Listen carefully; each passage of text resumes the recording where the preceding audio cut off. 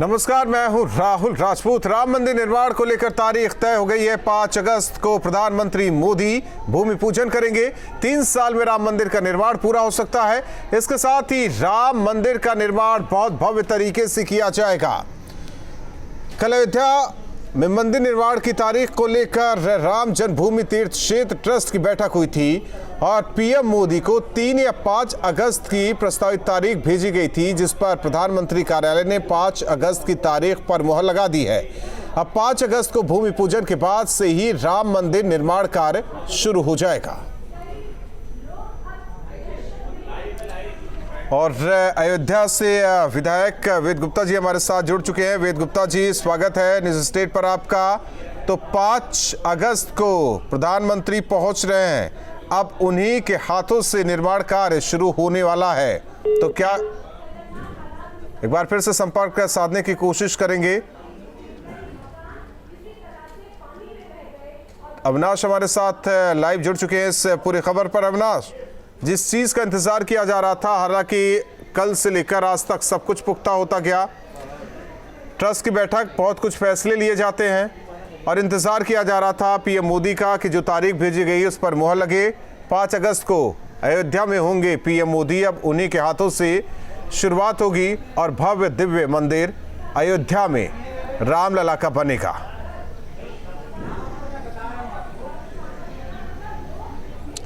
बिल्कुल सही कहा आपने राहुल। देखिए, दुनिया भर के करोड़ों राम भक्तों को इस दिन का इंतज़ार था और देखा जाए तो कई पीढ़ियां बीत गई। चूँकि 500 साल पुराना ये मामला है और अब चूँकि इस मामले का हालांकि कुछ समय पहले ही पटाक्षेप हो चुका था, लेकिन अब आखिरकार मंदिर की आधारशिला रखी जाने वाली है और प्रधानमंत्री कार्यालय से भी इस बात की पुष्टि कर दी गई है।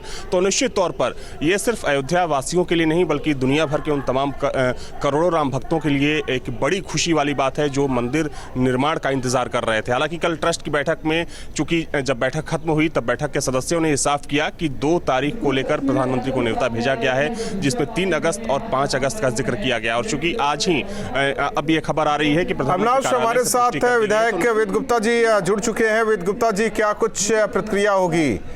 एक तो 5 अगस्त पीएम पहुंच रहे हैं अयोध्या, अब उन्हीं के हाथों से ये कहिए कि आगे एक दिव्य और भव्य मंदिर रामलला का बनने वाला है अयोध्या में। देखिए, हम लोगों के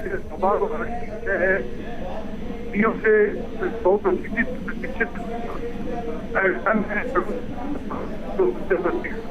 हमारे प्रधानमंत्री ने लोकसभा के अंदर गठन करते वक्त कहा था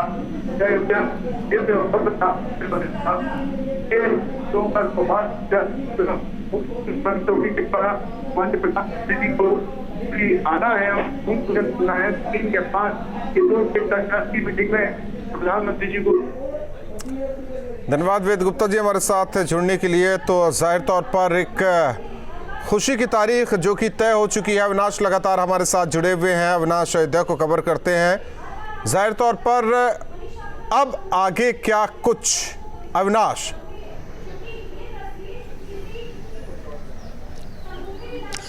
देखिए राहुल, एक बात बिल्कुल साफ है कि जैसे ही मंदिर की आधारशिला रखी जाएगी प्रधानमंत्री के हाथों, उसके बाद मंदिर निर्माण का जो कार्य है बहुत तेजी से आगे बढ़ेगा। और चूंकि एक समय निर्धारित की गई है तकरीबन 32 से 36 महीने, ये आकलन है। ट्रस्ट की जो कल बैठक हुई थी उस बैठक में इस बात का जिक्र किया गया था कि आखिर कितना समय लग सकता है।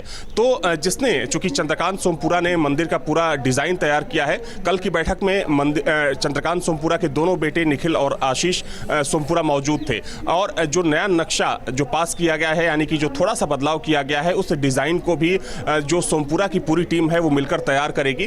तो चूंकि राय लेकर ही ये सारी चीजें तय की गई है, तो आधारशिला रखी जाने के बाद सबकी यही कोशिश होगी, ट्रस्ट की ये कोशिश होगी कि जल्द से जल्द जो समय अवधि है उसके अंदर ही मंदिर का निर्माण कार्य पूरा कर लिया जाए। इसके लिए जो कार्यशाला बनाया गया है अयोध्या के अंदर राहुल, उस कार्यशाला में चूंकि पत्थरों की सफाई का काम तेज हो चला है, लेकिन अभी और भी पत्थर लाए जाने हैं। तो माना जा रहा है है कि राजस्थान से जहां से पत्थर लाए जाते हैं, गुजरात से हो सकता है कुछ पत्थरों को लाया जाए, तो अब पत्थरों को लाने का सिलसिला भी, चूंकि जो पत्थर रखे गए हैं कार्यशाला में राहुल, वो पत्थर अभी पूरे पत्थर नहीं है, चूंकि पहली मंजिल तक के वो सारे पत्थर हैं, यानी कि दूसरी मंजिल और फिर जो उसके ऊपर का जो गुंबद बनना है, चूंकि पहले 3 गुंबद था, अब 5 गुंबद होगा। और मंदिर की ऊंचाई भी पहले जो प्रस्तावित ढांचा था उसमें उसकी ऊंचाई 128 फीट थी, जिसको बढ़ाकर 161 फीट कर दिया गया है। तो जाहिर सी बात है कि जो नया नक्शा तैयार किया जाएगा, जो नया डिजाइन तैयार किया जाएगा, उसमें और ज्यादा पत्थरों की आवश्यकता होगी। तो पत्थरों को लाने का काम भी तेजी से शुरू हो जाएगा, चूंकि राजस्थान से पत्थर लाए जाने हैं।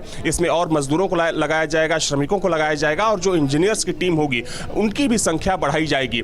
हालांकि जो कार्यशाला में पत्थर रखे गए हैं, माना जा रहा है कि बहुत जल्द, चूंकि उन पत्थरों की पहले धुलाई की जा रही है, फिर उनको केमिकल से साफ किया जा रहा है, कई तरह के केमिकल हैं, और उन केमिकल के माध्यम से उन पत्थरों को चमकाया जा रहा है। अविनाश, आते हैं आपके पास, हमारे साथ जुड़ चुके हैं विश्व हिंदू के प्रवक्ता विजय शंकर जी, आपका स्वागत है। क्या कुछ रिएक्शन होगा वीएचपी की तरफ से? अब तो तय हो चुका है 5 अगस्त की तारीख जो भेजी गई थी, 3 और 5 तारीख की, पीएम 5 अगस्त को पहुंच रहे हैं अयोध्या और रामलला के मंदिर का वो नींव रखने जा रहे हैं।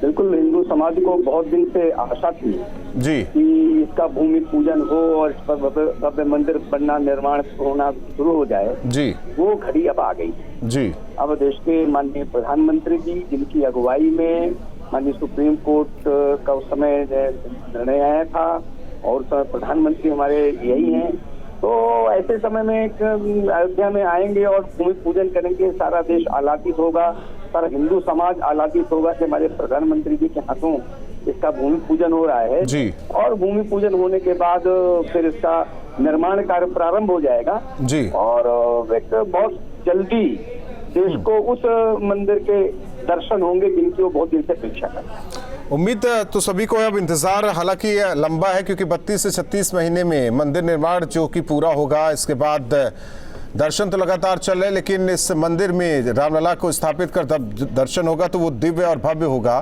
तो जाहिर तौर पर एक तरफ आपसे समझना चाहते हैं कि राम मंदिर का निर्माण होगा, तो दूसरी तरफ अयोध्या में और क्या कुछ वीएचपी की तरफ से आप लोग चाहते हैं?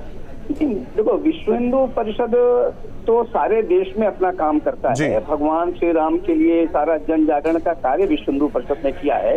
अब जो काम करना है वो श्री राम जन्मभूमि क्षेत्र न्यास जो है उसने करना है और क्षेत्र न्यास ने जो हमें आदेश देना है, भाई विश्व हिंदू परिषद ने हमारा ये सहयोग करना है। हम अब उस न्यास के सहयोगी की भूमिका में हैं। हमारे देश के सारे कार्यकर्ता उस सहयोगी की भूमिका में हैं। न्यास की जो अपेक्षा विश्व हिंदू परिषद से होगी और विश्व हिंदू परिषद उसको पूरा करने का पूरा प्रयास करेगा।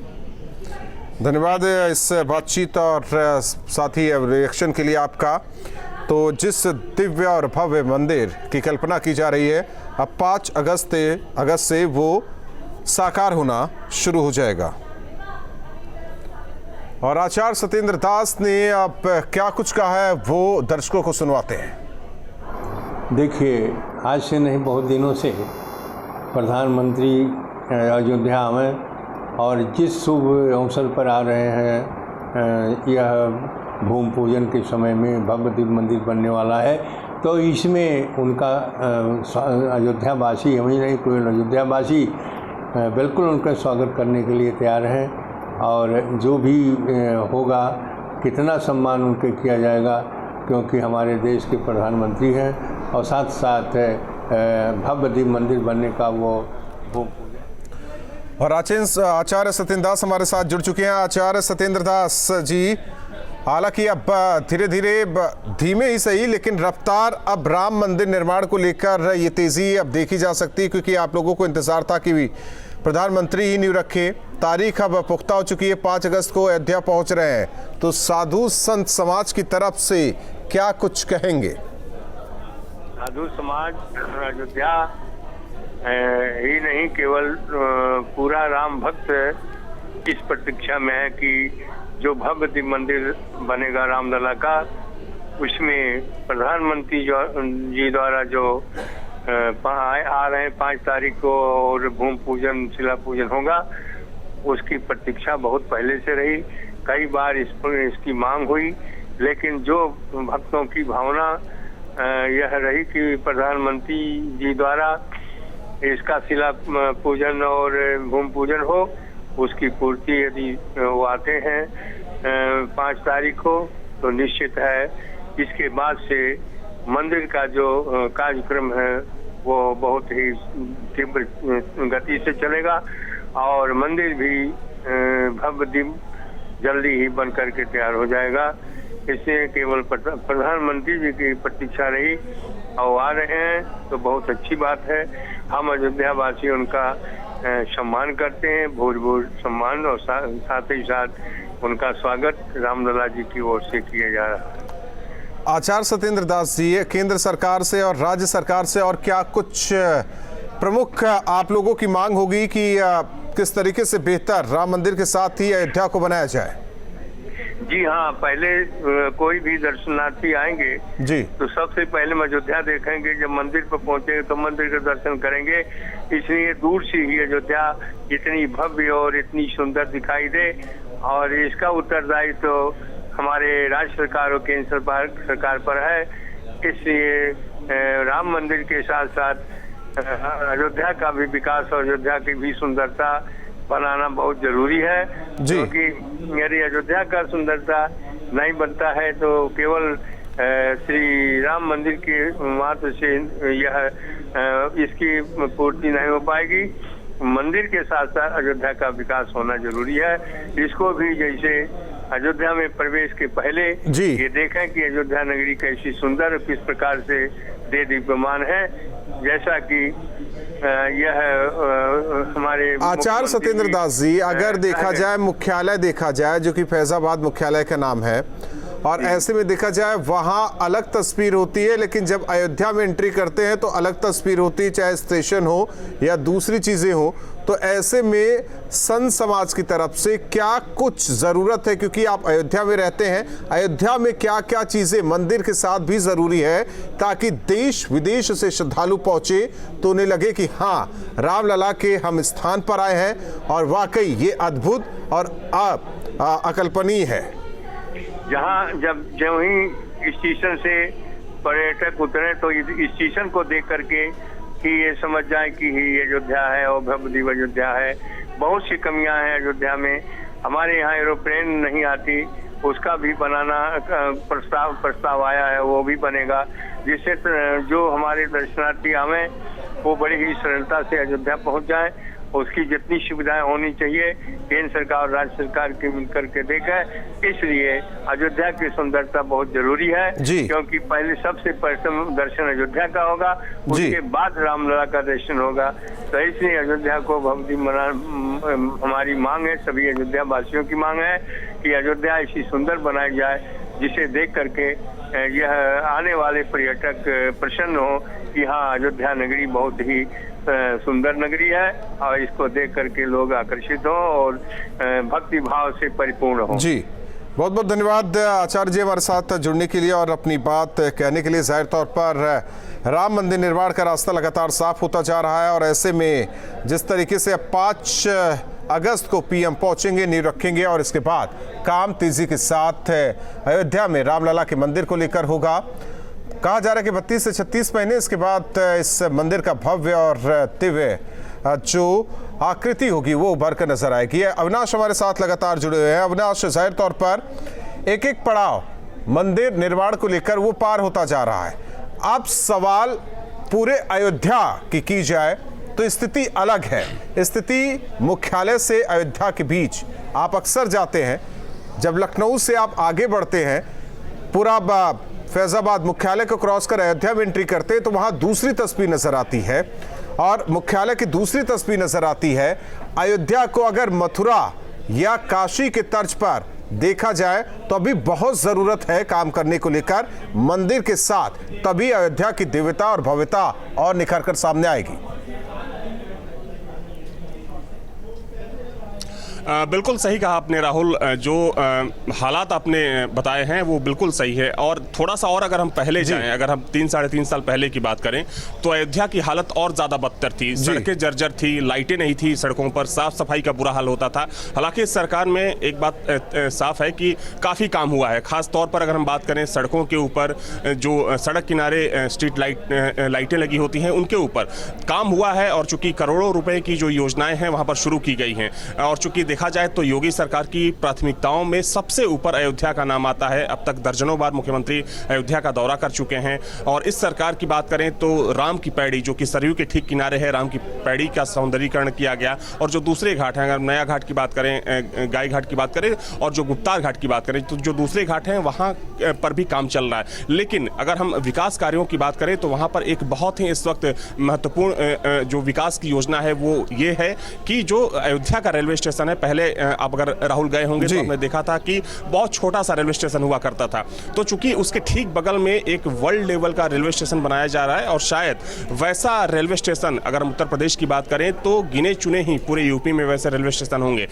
दूसरी बात, चूंकि केंद्र सरकार की योजना है कि वहां पर रामायण सर्किट बनाया जा रहा है, कई बड़े संग्रहालय बनाए जा रहे हैं। राज्य सरकार की योजनाओं में एक बड़ी योजना यह है कि सरयू किनारे दुनिया की सबसे बड़ी भव्य मूर्ति प्रभु श्री राम की वहां पर बनाई जानी है। और चूंकि राज्य सरकार ने इस बात का ऐलान कर दिया है, जगह का निर्धारण कर दिया गया है, और जो तमाम प्रक्रियाएं होती हैं सरकारी वो भी पूरी कर ली गई हैं।